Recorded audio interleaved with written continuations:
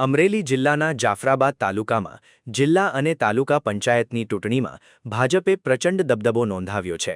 Modern school ખાતે યોજાયેલી મતગણતરી દરમિયાન જિલ્લા પંચાયતની બંને બેઠકો ભાજપના ખાતામાં ગઈ છે.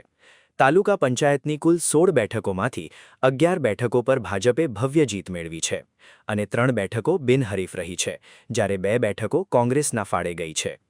ટીમ્બી અને નાગેશ્રી સહિત વિવિધ બેઠકો પર ભાજપના ઉમેદવારો વિજેતા બનતા વિસ્તારમાં ભાજપનો સ્પષ્ટ પ્રભાવ જોવા મળ્યો છે.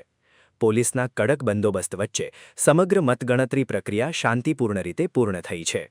વધુ અપડેટ માટે જોડાયેલા રહો સમાચાર ડાયરી સાથે.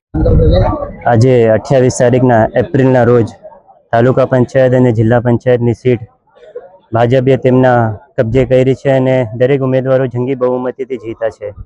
આ થકી હું સ્થાનિક ધારાસભ્ય શ્રી હીરાભાઈ સોલંકી, દરેક ગામના આગેવાનો, દરેક સમાજના આગેવાનો અને ભાજપના યુવા કાર્યકર્તાઓનો હૃદય દિલથી હું આભાર માનું છું.